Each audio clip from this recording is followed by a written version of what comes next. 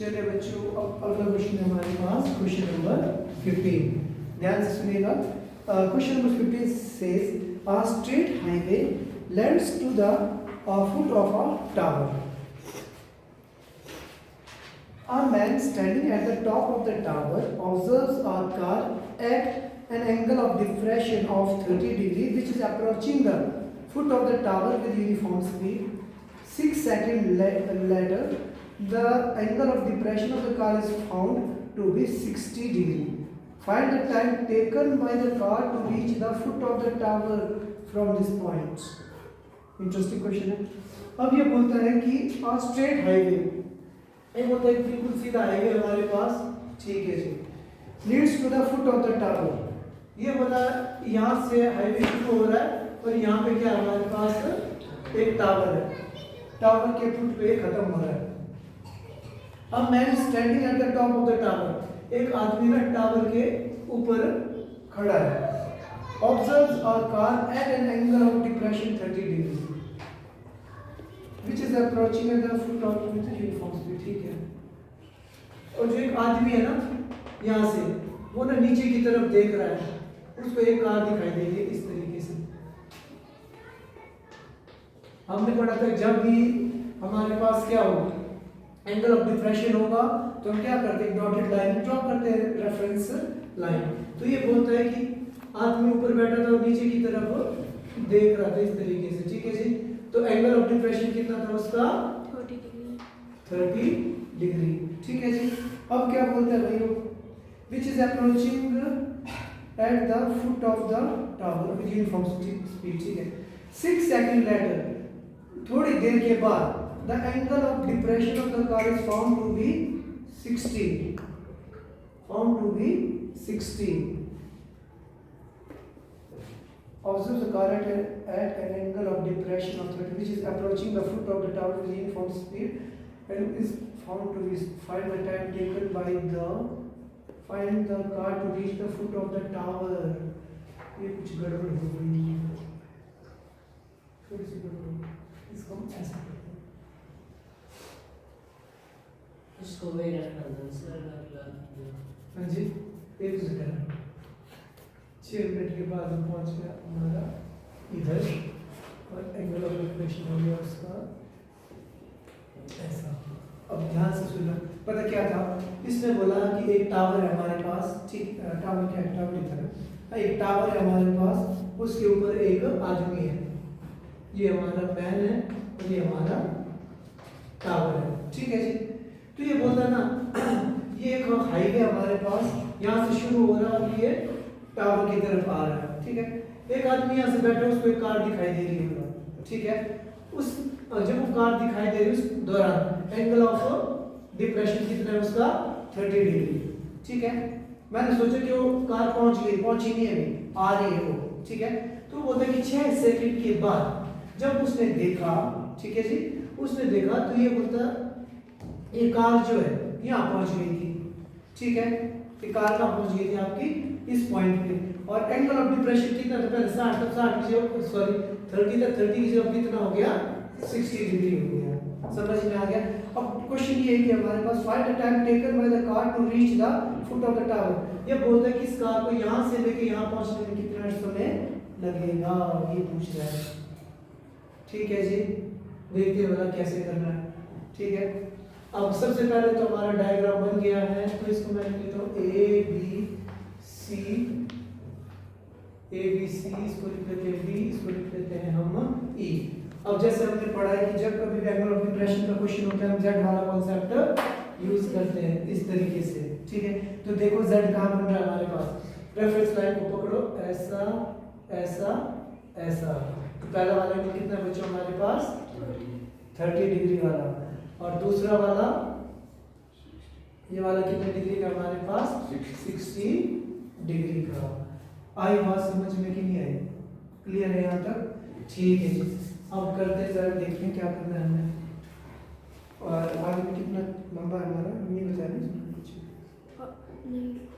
Highway, ठीक है। चलो देखते हैं क्या है। तो इस क्वेश्चन को करें तो करें क्या करें, चलो अब एक, हाँ जी, एक मिनट इन दोनों केसेस में एक चीज मेरे को खास लग रही है ना, देखो AC अगर मैं छोटी वाली ट्रायंगल पकड़ूंगा तभी भी मुझे AC कॉमन आ रहा है ना, और जब मैं बड़ी वाली पकड़ूंगा तभी भी क्या आ रहा है हमारे पास AC कॉमन आ रहा है, ठीक है। तो मुझे लगता है कि हाइट को आपस में अगर कंपेयर कर देना तो डिस्टेंस भी हम फाइंड कर सकते हैं, ऐसा लग रहा है मुझे, ठीक है। देखते हैं क्या करते हैं, ठीक है। सबसे पहले तो हम लोगों को क्या दिया था भाई, इसने एंगल ऑफ डिप्रेशन ही दिया है, और क्या दिया था, कुछ नहीं दिया इसने। चलो तो हम लिख देते हैं given that angles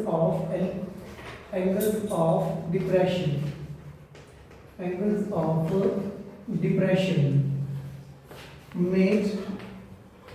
made by a man to car are, मैंने बोला एंगल ऑफ डिप्रेशन आदमी और जो कार के बीच में है, ठीक है जी। तो कितने कितने डिग्री का बच्चा आपके 30 डिग्री एंड 60 डिग्री रिस्पेक्टिवली, ठीक है। चलो जी, और तो कुछ नहीं दिया हम लोगों को, नहीं दिया। चलो जी, चलो तो हम लिख लेते हैं सीधा ही अकॉर्डिंग टू द क्वेश्चन, और स्पीड भी कैसी है इसकी, यूनिफॉर्म स्पीड है ना। तो अगर आप यहाँ पे एक लाइन लिखना चाहो तो आप लिख सकते हो the speed of the car is uniform. Uniform का मतलब वो चेंज होने वाली नहीं है, जिस स्पीड से चली है उसी स्पीड से चली है, ठीक है। स्पीड में कोई फर्क नहीं है उसका। So after that according to the question, हमेशा की तरह हम क्या करेंगे, एक ट्रायंगल को पकड़ते हैं, टेकिंग ट्रायंगल। मैं सोच रहा हूँ पहले कौन सी ट्रायंगल पकड़ लूँ, बड़ी वाली, तो मैं लिख लेता हूँ टेकिंग ट्रायंगल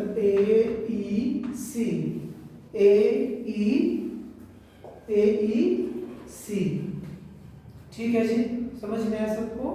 अच्छा जी, अब ध्यान से देखना आप लोगों ने क्या, जब मैं AEC की बात करता हूँ तो एक मेरे पास AC से लेना देना है और मुझे EC से लेना देना है, परपेंडिकुलर और बेस। इसका मतलब मैं कौन सा रिलेशन लूंगा, PV मतलब टेंजेंट थीटा, तो हम लिख देंगे tangent theta is equals to AC upon EC, ठीक है जी।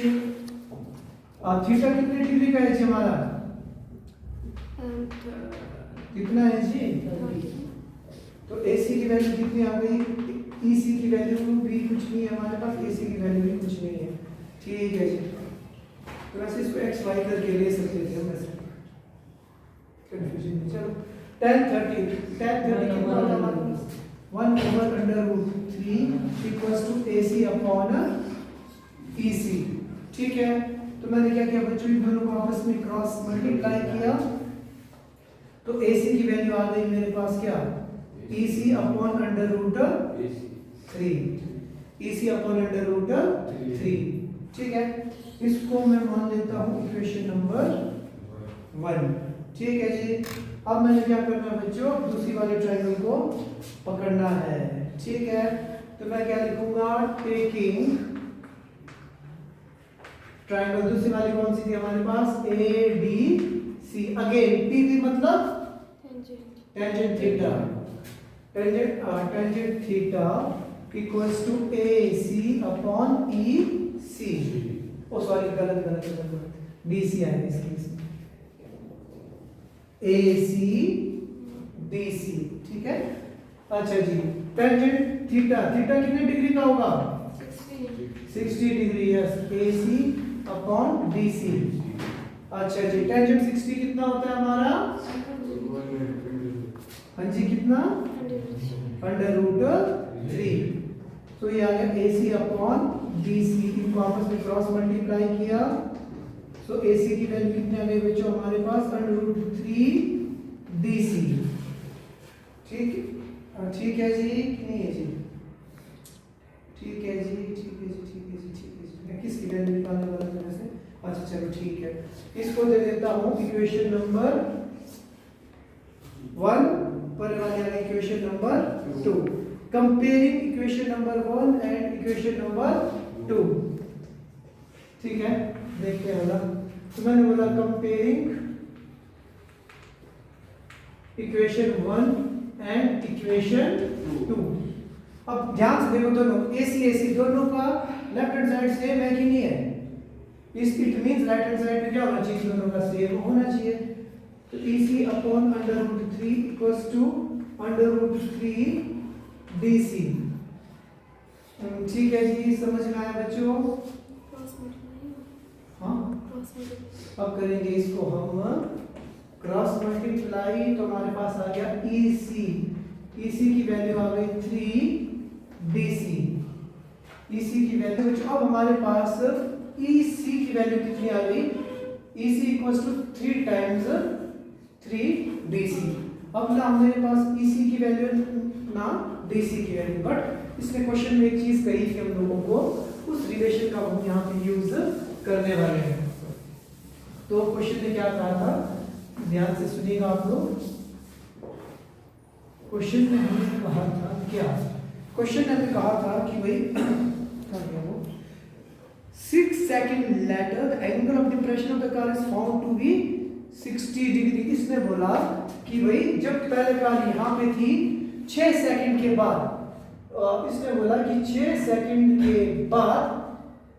के बाद ये कार कहाँ पहुंच गई? इधर पहुंच गई। ठीक है, 6 सेकंड के बाद इधर पहुंच गया और इसका एंगल ऑफ डिप्रेशन 30 से कितना हो गया? 60 हो गया। इसका मतलब हमें टाइम दिया है उसने, और इसने बोला था कि इसकी स्पीड क्या है? यूनिफॉर्म है। स्पीड कैसी है इसकी? यूनिफॉर्म, मतलब सेम है वो। ठीक है, तो ठीक है, तो इसमें हम मान के चलते हैं यूनिफॉर्म स्पीड। ठीक है, that's the uniform speed of car v1 metre पर सेकंड। यूनिफॉर्म है ना, सेम, तो मैं मान के चलता हूं उसकी यूनिफॉर्म स्पीड कितनी थी? 1 मीटर पर सेकंड थी। ठीक है, और टाइम टेकन कितना था भाई इसका? Time taken is how much? 6 second. So distance traveled by the car.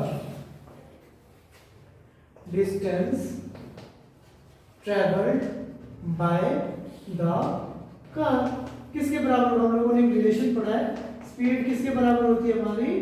Distance over time के बराबर। अब इस रिलेशन को याद रखना आपने, EC is equal to 3 times DC को लिखना है जब पूछो। EC is equal to 3 times DC। अच्छा जी, हमारे पास क्या होता है? डिस्टेंस। मैं कौन सी डिस्टेंस की बात कर रहा हूँ? यहाँ से लेके यहाँ तक। ठीक है ना, तो ये बात कर रहा है ED की। ठीक है, तो क्या बोलते हैं आपका? स्पीड। तो मैं बोलता हूँ कि भाई स्पीड का फॉर्मूला हमारे पास क्या होता है? Distance over time. ये है ना स्पीड, डिस्टेंस ओवर टाइम।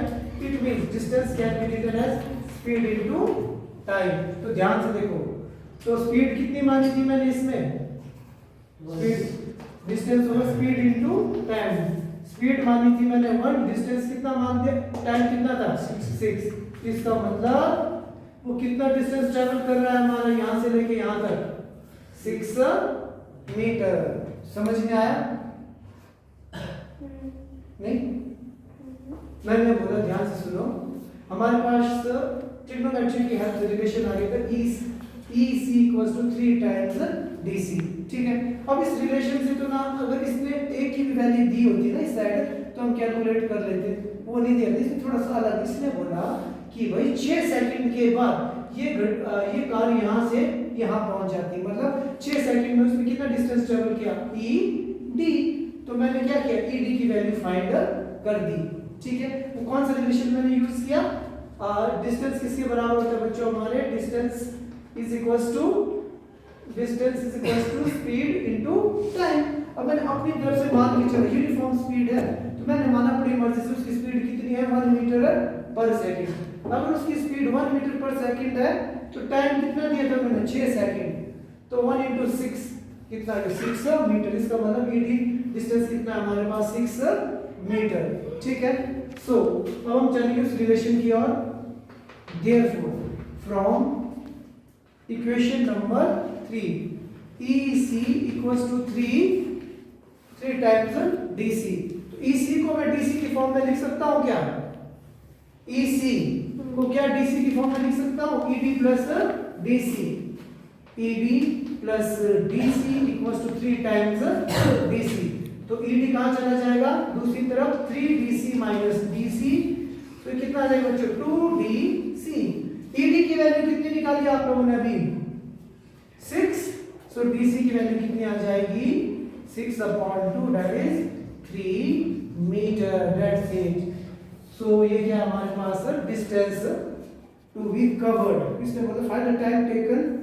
अच्छा, find the time taken by the car to reach the foot of the tower from this point. Time taken, he says time taken. कोई बात नहीं, हमने क्या कर दिया? डिस्टेंस ट्रेवल फाइंड कर दिया। ठीक है जी। तो डिस्टेंस कितना ट्रेवल कर रही है हमारी कार? कितना कर रही है? 3 मीटर। स्पीड हमने कितनी मानी है? 1। ठीक है, तो ठीक है, तो मैं लिख दूंगा time taken by the car. Time taken by the car to reach, कहां पहुंचना है उसको?